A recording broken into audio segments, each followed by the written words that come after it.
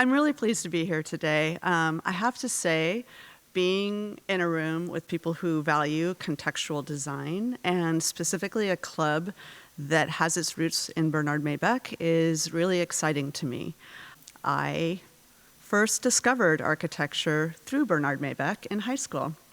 I don't know if Catherine remembers this, but we had to do a report on an architect or an artist in art history, and I did mine on Bernard Maybeck. And I really fell in love, in particular, with his first Church of Christ Scientist. It had such a quality of light and kind of a presence, and yet really humble materials and a materiality that you can sense as an individual. And little would I know at the time that I would work in the public realm and really try to use similar goals of providing spaces with light, materiality, and the integration of nature in the public realm. As Catherine mentioned, I've spent all of my career, honestly, working in the public realm for nonprofit organizations, schools, and education organizations. I started with Mark Hevanier Associates and worked on projects such as the Refill Film Center and the Community School of Music and Arts. A particular favorite of mine was doing the addition and renovation to the Oakland Museum. The building is so beautifully organized and integrated with its landscape, and how thoughtfully it integrates those views to and access to the gardens. It was really captivating to me. And as a native Californian, I really wanted to integrate nature more into my work. And I was also very interested in exploring materiality to a greater degree, which really doesn't often live in the public realm. So at that point, I decided to join Aidlin Darling Design. So Aidlin Darling Design has a distinct focus on designing for all of the senses. It's really about how something feels and smells is just as important as how it looks. And with that is a really strong belief that nature is really integral to our well-being. And so the goal with many of the projects at the studio is to really be very site-specific and integrate nature in as much as possible. When I first joined the studio, we were 12 people, and the office was primarily focused on residential work with an interest in expanding into the public realm to give back. So I joined to really bring my expertise in the public realm to the studio, and now we're a studio of close to 30, doing work in cultural, educational, hospitality, and residential work. So I think this image of our studio explains a lot about our ethos. We surround ourselves with materials, whether it's full-scale mock-ups, models, prototypes, really materials of all scales. And it's all about kind of how those materials work together and how you feel them and how you experience them within a space. The studio is centered around a woodshop, which is a space that allows any studio member to make models or prototypes to explore materials. You see here we have a wide variety of models that we make in numerous different materials. Up in the corner, there are 9 models. That's all of the exact same project, looking just at different ways to site the building and how that might engage the site. So studying things at a small scale and at multiple different scales is very important to our work. So over the past 18 years of my time at Aidlin Darling, we have brought this sensibility to a wide range of projects. And tonight I'm going to talk about 4 of these projects and how the integration of nature and the attention to materiality has contributed to the well-being of their inhabitants. So the first project is the Windhover Contemplative Center at Stanford University. Here we are asked to create a respite for the Stanford community, students and faculty alike, that incorporated the Windhover series of paintings by Nathan Oliveira. So Nathan Oliveira was a faculty member, and he was well known in the community. He did a series of paintings called the Windhover series. The largest diptych is 35 feet and is behind him. And they were all about kestrels in flight in the Palo Alto hills. And the donor of this building was really interested in how these paintings really facilitated meditation. So they came and asked for a building that would integrate these paintings into the building to create a space for contemplation. What they didn't really do is talk about where nature was involved, and that's kind of where we came into this in a big way. The site was a parking lot. So it's the center parking lot here, surrounded by the main street, Santa Teresa, another parking lot, and Robley Hall down at the bottom. But really was a saving grace for the site was that there was an oak grove right adjacent to the site, and then further to the west was the Papua New Guinea Sculpture Garden. So there was a wide expanse of nature available to us as we started to look at the project. So these are just diagrams of how we initially started looking at this. How do we shelter and create a space that is away from the outside world and yet start to create sanctuaries at different scales? So maybe grabbing the oak grove and then grabbing maybe the bigger space of the Papua New Guinea Sculpture Garden. Always thinking about flow. How are you going to enter the building? How do you go from being out in the world to a space for contemplation just like that? And I think you don't do it just like that. So we really identified how are we going to create a walk and a pathway to the building that would allow you to slowly shed the outside world. So shown here is one of the early watercolors that we did, really identifying and evoking that we really wanted to create a long, low building on this site that really integrated itself with the natural setting around it. The plan down in this corner, you start your journey at the street, which is at the farthest side, my left, walking through a grove of ginkgo trees to enter the building at the very back of the site, before then circulating into the building. So it sounds backwards, but the idea that you might actually start just walking through that gravel path and walking through the ginkgo trees, and then slowly sort of forgetting the world around you before entering into the building. So when you enter into the building, you are at grade. The site slopes 5 feet, but this is where we set the floor at this elevation. And you enter in on a wood floor, and I think immediately you see both a Nathan Oliveira painting, which is on a rammed earth wall. I'm not sure if you know what rammed earth is, but rammed earth is where you take earth from the ground and combine it with concrete components and then slowly layer it. So it has to be driven into place within its formwork setting, which is what creates the lines and the texture along the material. So that material was brought in from the site that this project was built on, and then layered in. But seeing here, you see the painting, you see the building walls and kind of the materiality of it, but then you also see nature, and you're looking out to the oak grove beyond, and that is your experience in this building. You're always intertwined with building, landscape, and art. So a view here, if you were to turn your head, you're now looking out towards a reflecting pool. These walls continue out to really sort of embrace the site. That reflecting pool provides a perch for someone to sit against. Again, thinking about all the senses, these walls get warm over the course of the day, so you can lean your body against them and you can feel the warmth of the material as you sit and look out to the reflecting pool and the natural setting. And then looking back, just having the trees that we made sure that they were maintained as close to the building as we possibly could, that start to flicker their light, the quality of shadows onto the building, and just add to that experience of the space. So there are multiple places for students or faculty to sit and contemplate within the building. You can look out to the trees beyond, you can sit and look at the paintings. Here, a view of the main room.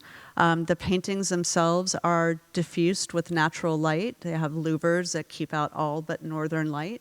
And then just softly placed along those walls in a very dimly lit room. Just to talk a little bit about acoustics, it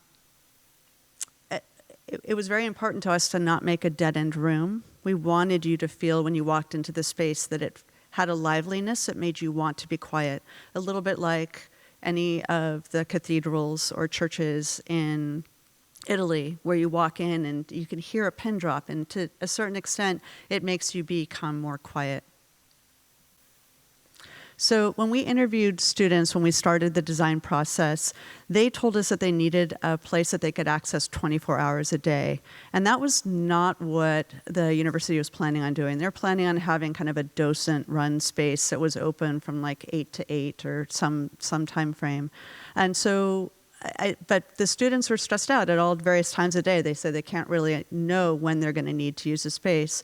So we created a building that could be accessible visually from the outside. So this is from the oak grove looking back towards the building.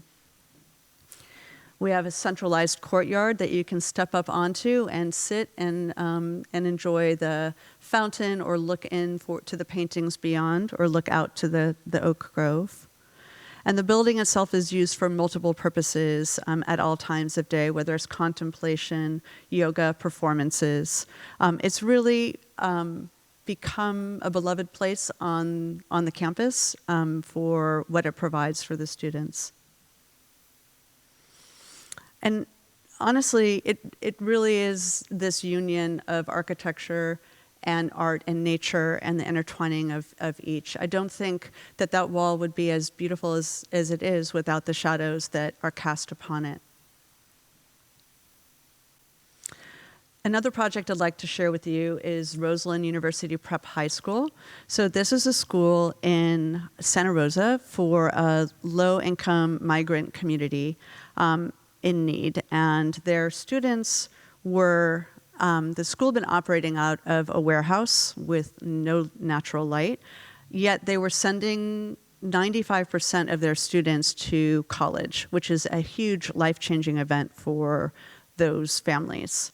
And in evaluating their program, as we started to design this, we really wanted to make sure we did not mess up the ethos that was inherent in what the school was doing right. And we evaluated kind of what they had been doing. And what we realized was that there's a lot of accountability. This warehouse had a central space. Everyone had to pass by it. Teachers had their doors open. They could see if a kid looked like they were struggling and pull them in. So there was a lot of interaction because of like the tightness of their corridor, of the space that they were in. So we had a long and narrow site, which is not conducive to that sort of more central kind of warehouse feel. So what we looked at doing was creating a central big room, kind of diagrammed in that circle at the top, and then in the more formalized plan here, a space that you would pass by at all times of day to get to classes, but still utilize for as a multi-purpose space, really adding that accountability. So we often talk of wanting our designs to have multiple reasons for being, and this big room does a lot for the school. It's an informal gathering space, it's a formal teaching space, it provides light and air to the middle of the building, so you don't have these long corridors. It breaks up the length of the building, and it provides a welcoming face to the rest of the campus through one of its ends. So shown here, the space itself has access to a privatized more garden on one side, and then the face that opens to the terrace and to the campus beyond. The bleacher seating allows for informal gatherings through the day, really augmenting the social connection of the students and the teachers. The classrooms are clad in plywood to give kind of that warmth and texture to the space. And then we were on an extremely tight budget. And this is a $350 square foot in 2015 dollars, which at the time, the superintendent had been told she could probably build a Motel 6 style school. And we were like, we're going to find a way to give you something better. And that was through really making spaces you do multi-purposes. So the corridors widened at the end to allow for gathering, giving you views out, using those really humble materials like plywood to line the walls. All that sort of added up to a special building for the students and for the community. Because the space actually serves not just the students, but the larger Roslyn community. They have dance recitals and practices here, and it really has become kind of a communal space. The students are really proud of the school, and they're very happy kind of to say they come from Roslyn University Prep. And this is the view from the elementary school as you're at the elementary school looking across the field, so that the students who are in the elementary school and then in the middle school can really see the beacon of where they're going to and what their future will be. So I'm going to bring it a little closer to home. This is in San Francisco. This is the Center for Architecture and Design and the AIA San Francisco headquarters, which is in the historic Halliday building on Sutter Street. So the center was on the 6th floor of this building for many, many years. And right before the pandemic, they signed a lease to move into the 10,000 square foot space on the ground floor, and really providing an opportunity to kind of gain visibility to the public. They had always been kind of an insular space and an insular organization. I barely had ever gone there, really, when I was on the 6th floor. So it was a really big move. And when we started the project, we really saw the opportunity that this center had to engage the public with kind of an extroverted and cross-pollinated program. So it needed to be a space that wasn't just about like a place for architects to come and hang out and to have board meetings. So we integrated a cafe into the program in order to really have the space be utilized on a daily basis. So we envisioned, and what has kind of come to fruition, is that someone's walking down the street and wants a cup of coffee. They come in, get their coffee, they see the gallery exhibit that's happening, so they go and view that exhibit. Or someone is coming for a lecture, and then they see the ancillary work that's in another space. So to really kind of have this space be much more engaged within the public realm. This is an early section that really talks about some of these goals. What was very interesting about the Halliday building and about this space to us is that the building itself is 6 stories tall, but it's held back at the back edge.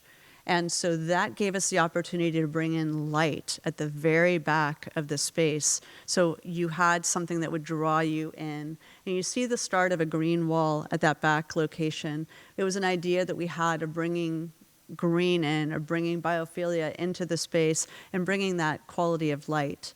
We were also very concerned about making sure that they had some privatized space. So the front area would be the bookstore and cafe, lecture hall, maybe a little more privatized, and then moving back to the office and the gallery spaces.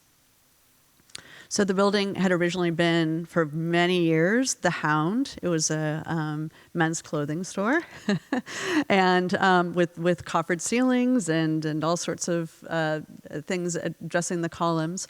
We said, we kind of knew what we might see, but we said, let's just demo it. Demo everything. Let's see what we've got, because we think we have a really beautiful space here, just as its raw shell. And really, that's what we started to see. You start to see the concrete columns are starting to be visible, and then as we take all the accoutrement off, this is the space that it becomes. So we have these really primal columns that create this nave, and we didn't take off all the materiality of the plaster, so they still have like the feeling and the sense of like that it had another material on top of the columns. The ribbing of the ceiling still has the black formwork from when it had been made, and so many years ago, and all of that is texture and history that we want to celebrate. We want to celebrate the space in its many iterations and keep everything new held back. So anything new, like the lecture hall, was held back behind that line of columns, and the columns themselves were uplit to really promote this as a lofty space. If you can see, you can start to see the green wall, which appears in both the upper and the lower levels at that back wall, so it draws you in. The cafe has become an integral part of the program. It brings people in. I go there often. It's my cheers. And the space itself is quite flexible, so they can have an event. And then within the lecture hall itself, it's all very acoustically dialed in for spoken word. I could probably do this lecture there without a microphone and you'd be able to hear me just the way that the acoustics were dialed in. But if you notice, the materiality of the walls and the ceiling is all kind of bringing in a quality and a texture to add a human scale. So craftsmanship is a really important part of our practice, and as such, we brought in a number of collaborators to donate their work to this project. I could list out so many people who provided their work for the center. And part of it was that we really wanted to celebrate design in all of its forms, to really show anyone who comes there that it's not just about being architecture, it's about fabrication, it's about concrete and what concrete can do, about blown light fixtures, about wood and the textural quality of that and making that. So all of this is around inspiring people to understand and maybe go into the field one day in the youth, whether it's making or designing or engineering. So there is a program associated with youth that is partnered with the center. It's the Youth Art Exchange, and so bringing students into the space to really to teach them about design and then have them go out into the world maybe knowing a little bit more about the field of architecture. This is the boardroom, a permanent sculpture by Ryan Bucco. And then just, again, another view towards that green wall. The green wall is kind of always present. It's always present, actually. So this is something that you'd have to be there to experience. But you're in that tall, lofty space, and as you move forward and you experience the mezzanine, everything becomes shorter and closer, and you feel the columns in a much more different proportion than you do in the tall space. And you can see, because you're up close to the underside of that mezzanine. So again, kind of that visceral response. So the center has really become, this all occurred during COVID, and it took a very long time to kind of get built because of the funding components to it and just working around the COVID restrictions. But it really has become kind of a formative piece of the downtown regrowth. It's a place that people gather, and you start to see life as some of the spaces around it have remained empty. Okay, and this is the last project, but I actually have to say that this one is extremely near and dear to my heart. So this is the Contemplative Commons at the University of Virginia. This takes the biophilic approach of Windhover to a much larger scale. The center is an innovative pan-university building on the historic UVA campus that's dedicated to the contemplative sciences.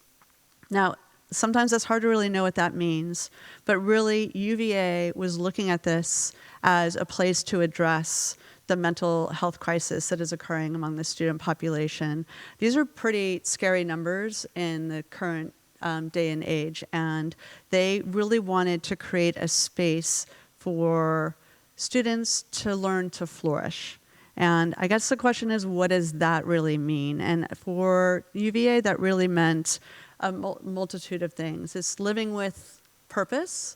It's gaining resilience through change. It is being able to approach problems with care. And this feels maybe, not specifically to a project program, but I think the way in which that starts to work itself into what they're doing on campus is having academic classes that foster collaboration and engagement.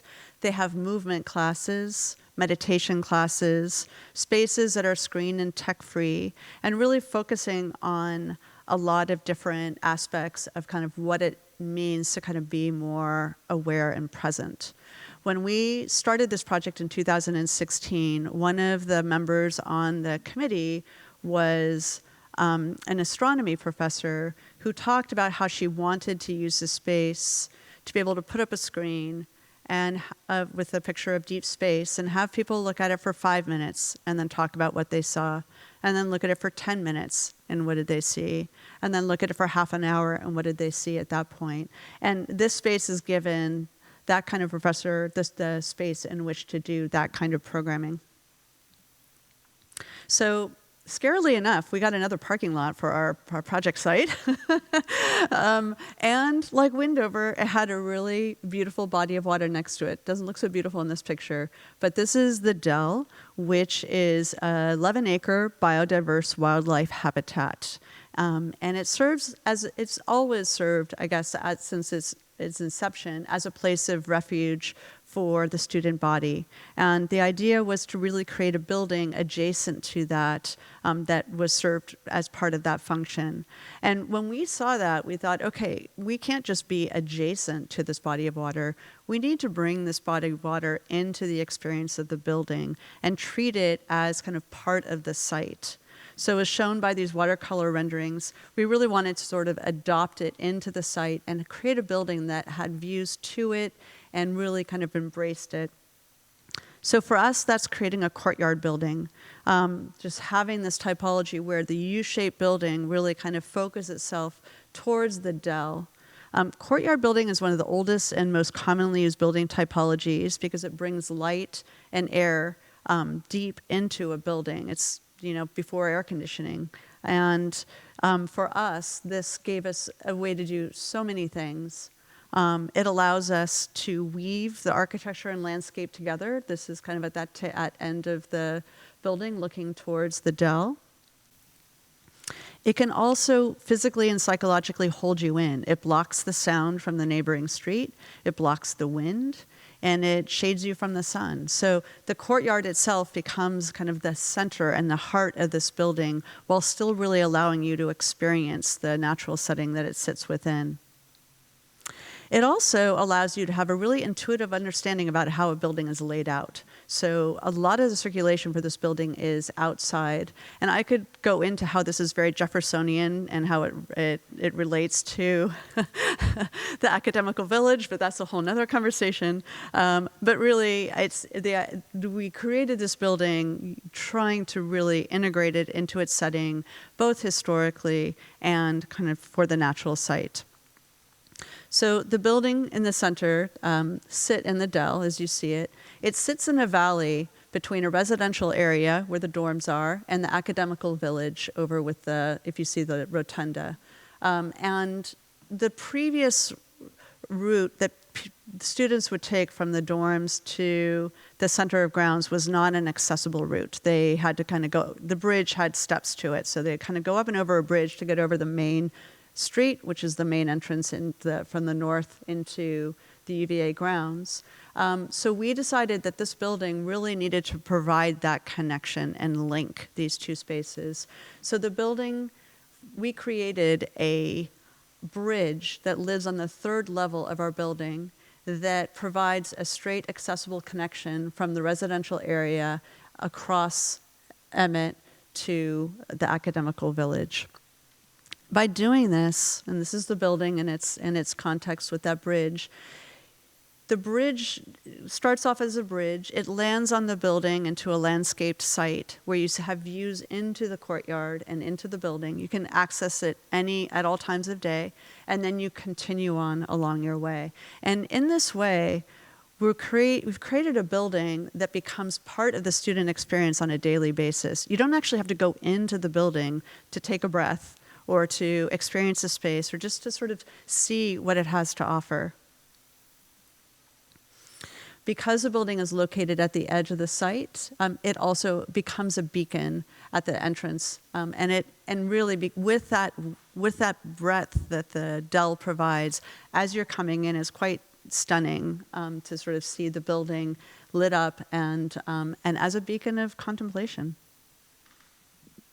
Okay, so within the building are studios, not classrooms, studios. And the difference is that they are designed to be able to fully take all of the furniture out and be a flat floor condition for movement within a same period.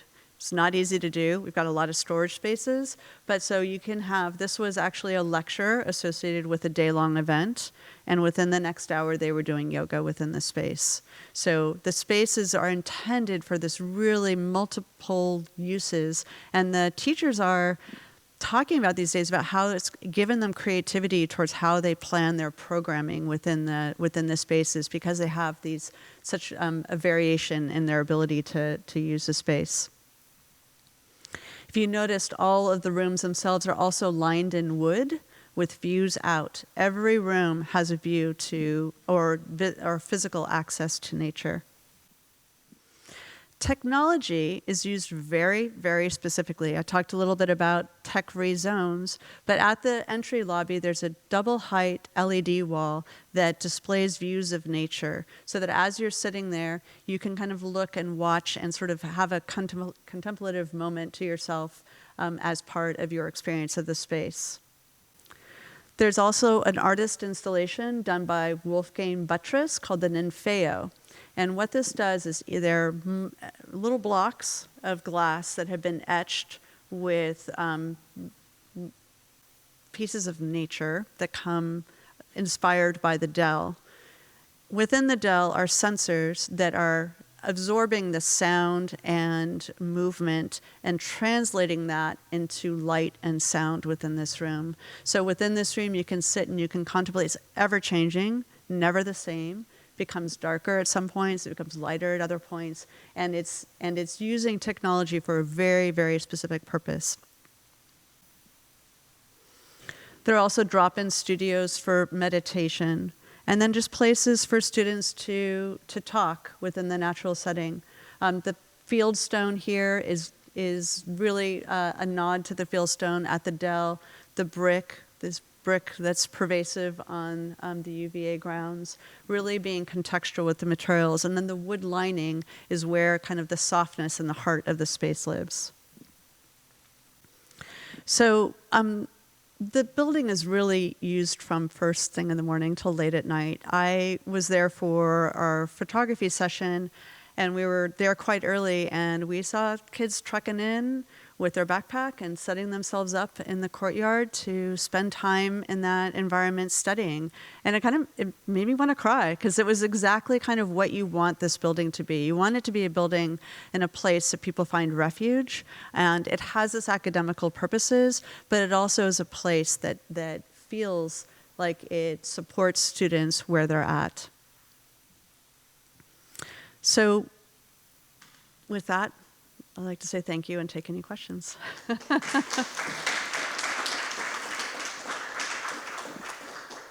Yeah. Perhaps a crass question, but I noticed neither of the contemplatives the environment funds such a thing. It's wonderful. It's just a thing that wouldn't happen these days. That's a really good question. They're each very much donor funded. And those donors have chosen to, for the most part, remain anonymous. They don't want their name associated with the building necessarily, but yeah, I'm not sure what to say. I mean, I think actually it's a testament to someone who wants to fund a building for the contemplative sciences. I think is really pretty amazing. Just that they're not going to put their name on it.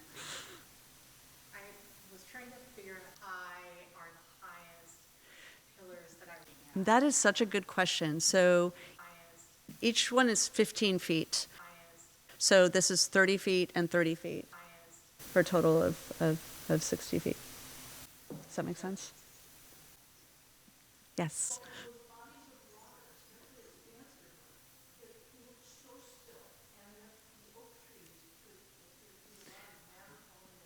Well, for Stanford, that was a reflecting pool that we designed. So it is designed as a reflecting pool. So that is, the water is circulated and all that material is taken out on a regular basis. It's like creating a swimming pool that's only, very short, very shallow.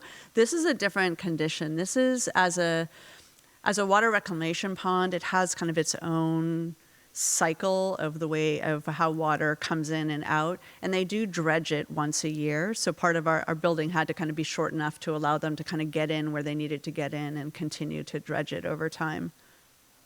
It really is a good question. Yes.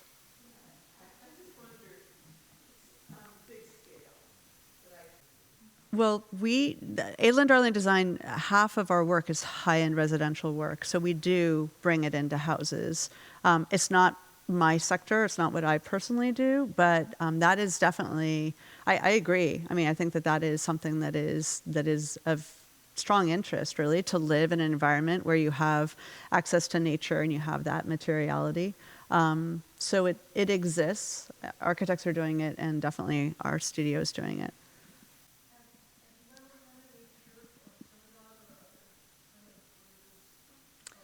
No, not to date. I mean, we would love to. I mean, I think that in a way, it's like the first Church of Christ Scientists. It's like that the scale and the feeling of some of these spaces have that quality to it, but we have not done one yet.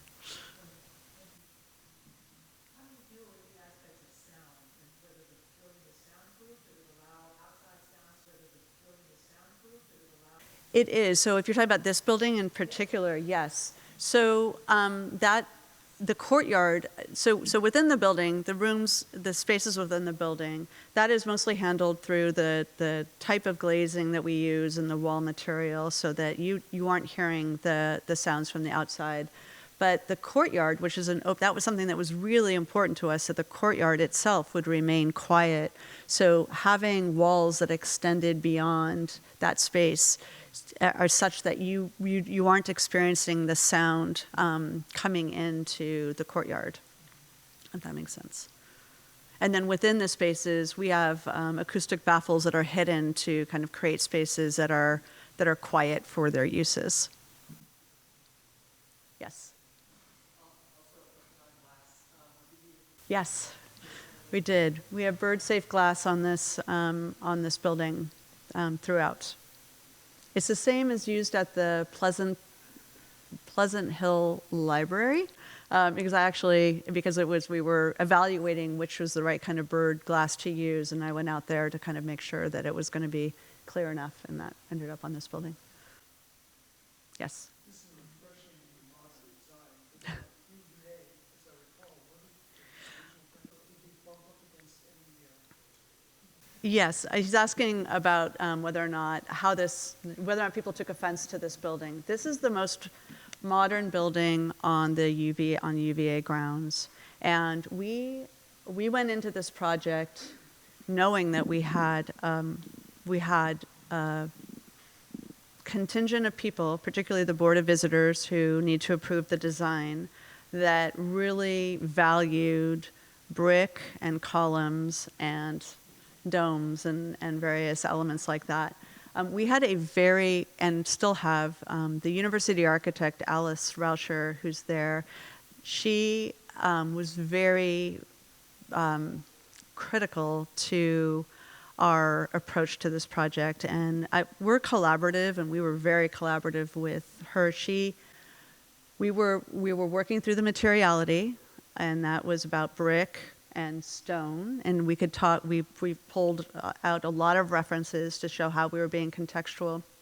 But really, she pushed us to really look at the proportions of the colonnades and relate them back to the Jeffersonian proportions. So we have diagrams where we've studied all the pavilions and identified all the different proportions, and then crafted our proportions to work here. And she was the one who presented this to the Board of Visitors and showed them how it was contextual, and they approved it.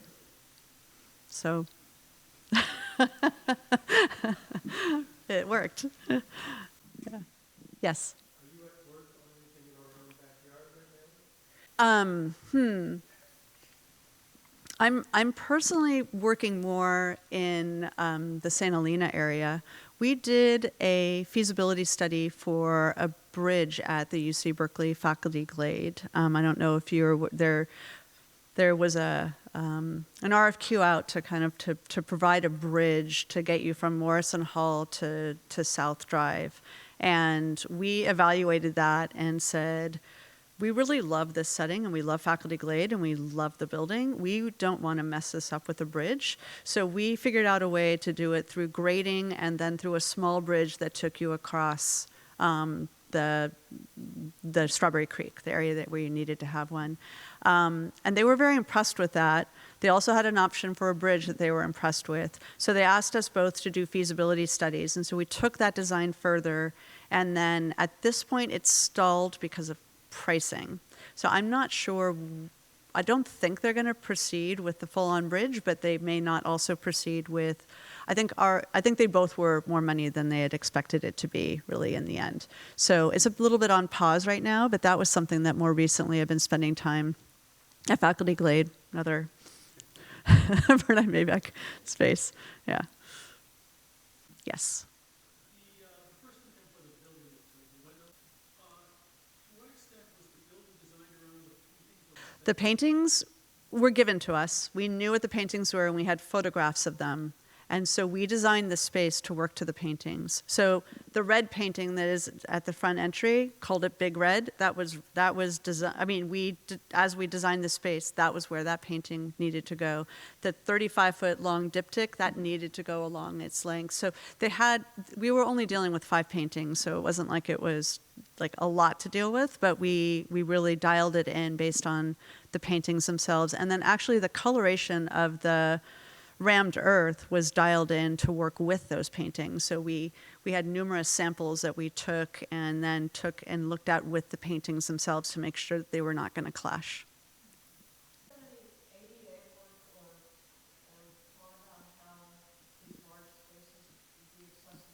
Yes. Actually, for each of these, we do focus on that. I was saying I appreciated being able to get around here with my knee scooter when I needed to. But for the Center for Architecture and Design, we had an architect, a blind architect, who you probably know, Chris. I don't know why I'm not going to be able to remember his last name. He was an architect. He is an architect, and he became blind in his adult life, and now continues as an architect. And he consulted with us on the project, really kind of talking through how do you navigate your way. What are the touchstones that make you know where to stop and start and kind of feel your way through a building. So we took our plans, and they were printed in Braille so he could read them, and met with him, and then he came to the site at the very end and seemed pleased with kind of the way the navigation was fairly intuitive, and things gave you the sense of where you were walking. Yeah. Thank you. You've had really great questions.